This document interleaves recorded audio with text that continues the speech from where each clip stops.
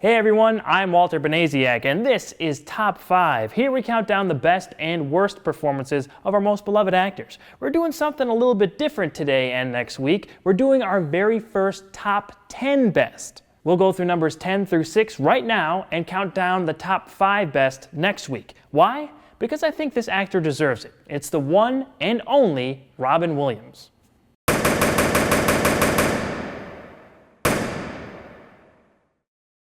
This is probably my most requested subject, and I totally understand why. Robin Williams was a legend, an actor the likes of which this world will never see again.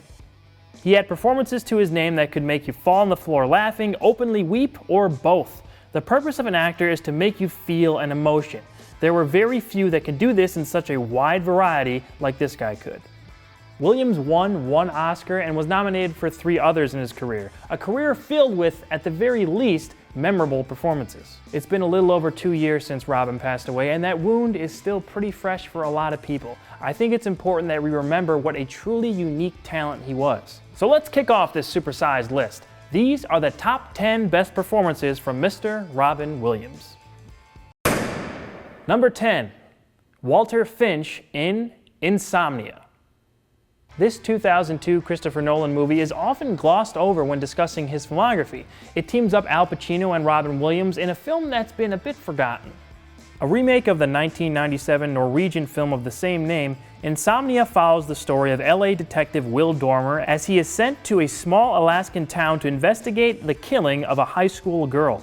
Once there, events set in motion an intricate game with the killer that asks many moral questions both of Dormer and the murderer himself. Williams plays the bad guy here, as he's often proved that he could do, and he leaves all the jokes at the door for a seriously good, underrated performance. We don't even hear his voice until about 49 minutes in, and we don't see his face until even later. The film builds his character up, and the mystery surrounding him results in a presence created by Williams that is pretty heavy for the rest of the film. They never look in the eyes of a killer. Killing changes you, you know that. It's not guilt. I never meant to do it. It's like awareness. He plays a reclusive and antisocial writer turned killer. Hearing him describe the murder is pretty bone-chilling. He makes excuses that paint his character all the more unstable, yet still strangely calm. She's terrified. She's screaming her head off. I put my hand over her mouth. and then I'm really scared. I'm like, yeah, I'm scared shitless. More scared than I've ever been before. And, you know, I'm more scared than her. And then everything was clear. Pacino and Williams have some nice chemistry in their tit-for-tat scenes that ends up being the core of this story and moral dilemma. Combine that with some seriously effective action scenes from the 2 stars, and you have something unique enough to check out. Number 9, Peter Banning / Peter Pan in Hook. For me, when I think of Robin Williams, my mind immediately goes to a couple films. This is one of them. What if Peter Pan grew up? That's the question at the crux of this Steven Spielberg-directed film. When his children are kidnapped by Captain Hook, Peter must return to Neverland and rescue them. The problem is, Peter Banning has no memory of his life as Peter Pan. Once there, Tinkerbell and the Lost Boys try to get Peter back in flying shape to finally defeat Hook and retrieve his kids. I think this film holds up pretty darn well, and I'm not even wearing nostalgia goggles. Although I'm sure it looks even better with them on.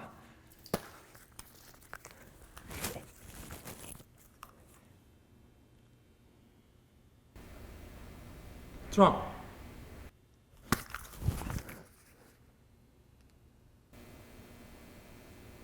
Oh my God. This was one of the films I got a little emotional watching. Robin's performance, coupled with John Williams' criminally underrated score, really brought out a lot of mixed feelings in me.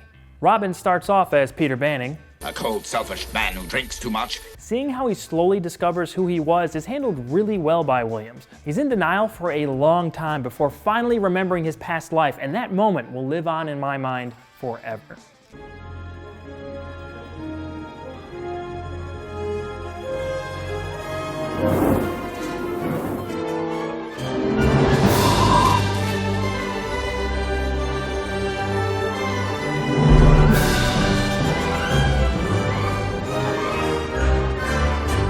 This film is filled with amazing moments and other great performances, from the late Bob Hoskins' Mr. Smee to Dante Bosco's Rufio to Dustin Hoffman's titular Captain Hook.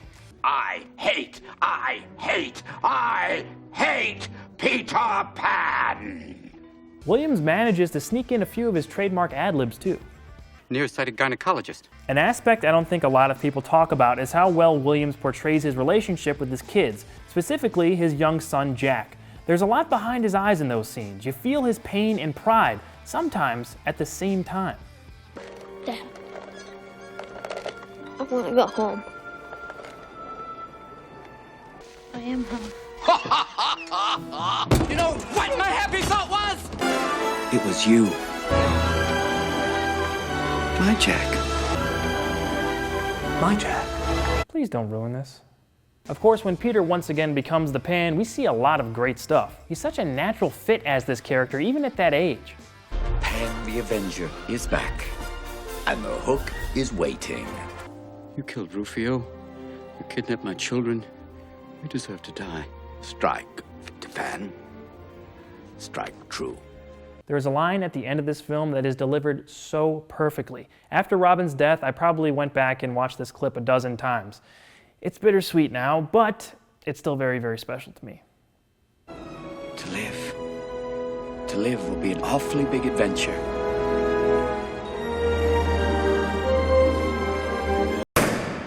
Number 8, Alan Parrish in Jumanji. What year is it? Sarah Whittle.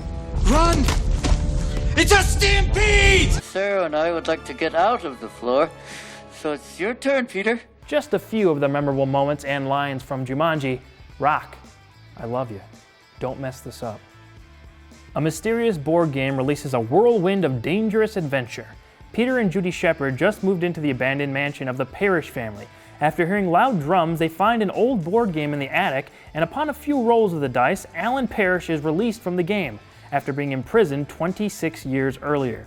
With chaos ensuing around them, Judy, Peter, Alan, and his old friend Sarah Whittle must finish the game so everything can go back to normal. This is based on the 1981 fantasy children's picture book by Chris Van Allsburg. Joe Johnston, director of The Rocketeer and Captain America: The First Avenger, was also behind this movie. It's another classic Robin Williams film from the 90s that a lot of kids at that time have fond memories of. Williams leads the charge with a performance that ranges from manic to successfully sentimental. Upon his release from the jungles of Jumanji, Alan has to react to being back in his childhood home and all the things he's missed. Those are actually some great scenes, and not just for a kid's movie. Are the Parrishes still around? I see him now and then. Yeah? They're over on Adams Street.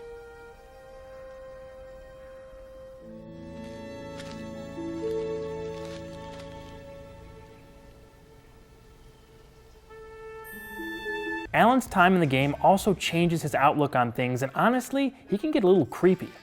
I've seen things you've only seen in your nightmares. Things you can't even imagine. Things you can't even see. There are things that hunt you in the night. Then something screams. Then you hear them eating. And you hope to God that you're not dessert. Other enjoyable facets to this character include reconnecting with his friend Sarah, who he started playing the game with as a boy, and how he deals with Peter. Alan's father wasn't very affectionate to him, and you see that come out at certain points towards the younger of the two Shepard siblings. You have a problem? You face it like a man.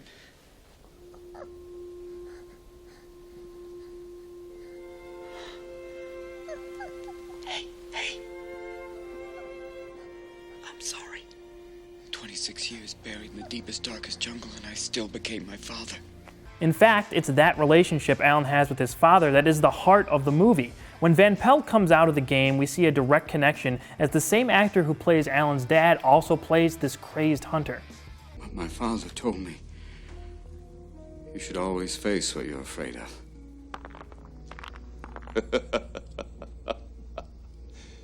Good lad. You're finally acting like a man. Does anyone remember the cartoon show? Because I remember liking that as well. This is still a fun watch all these years later. Give it a view with the kids. I think the whole family can get something out of it. Number 7, the genie in Aladdin. 10,000 years will give you such a crick in the neck. This is the first time I've been able to talk about a vocal performance on the show, and I think this is the perfect one to cover.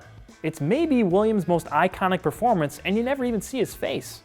When poor young thief Aladdin finds a lamp in the Cave of Wonders, he releases the all-powerful genie, and with him, 3 wishes. Pining for the affection of Princess Jasmine is Aladdin's main concern, but when Jafar, the evil royal vizier to the Sultan, takes the lamp for himself, Aladdin must come up with a way to set things right and save the kingdom of Agrabah. I hadn't seen Aladdin in years, and oh man, does it hold up. The animation is fantastic, and the cast of characters in this movie are all great. They're utilized perfectly. The music is of course top-notch. I love Friend Like Me. You ain't never had a friend like me.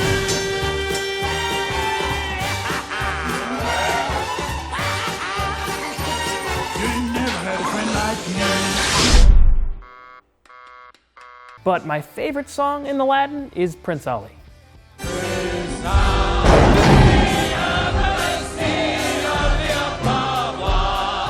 Heard your princess was a sight lovely to see, and that good people is why he got downed up and dropped by. I can't even keep up with all the great jokes and impersonations Williams throws into the genie. He was on another level here.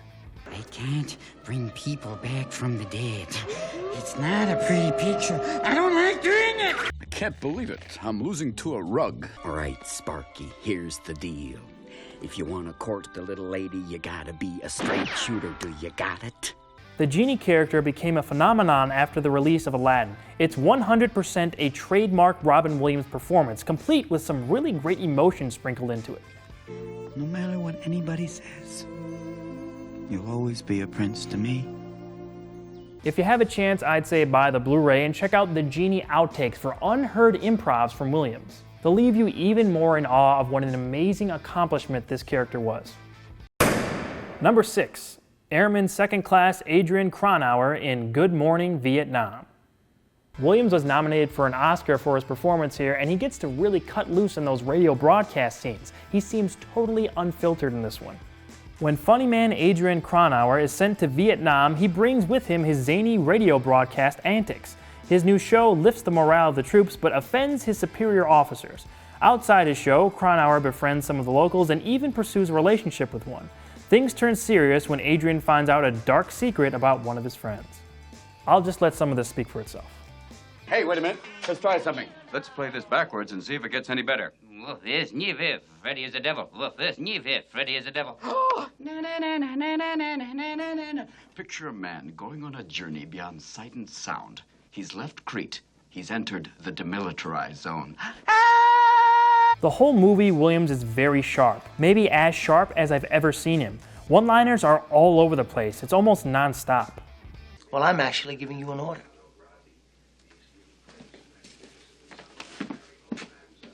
Oh, it's an order. In that case, gentlemen, let's hit it. We know Robin handled serious moments very well, and he did so here in a few great scenes. What are you afraid of, Dickerson? People might find out there's a war going on. This news is not official, Airman. You want everyone going to the assumption it's perfectly safe here, don't you? Well, it's not. The fighting's not just in the hills, it's downtown. It's a couple of fucking blocks. It is none of your goddamn business. This movie isn't one of my favorites from him, but Robin was fantastic here and more than enough to keep you entertained. Check it out if you want to see Williams really go all out with his lightning-fast humor. Head. Flies up. Made you look. I'll be back next week with Robin's top 5 best performances.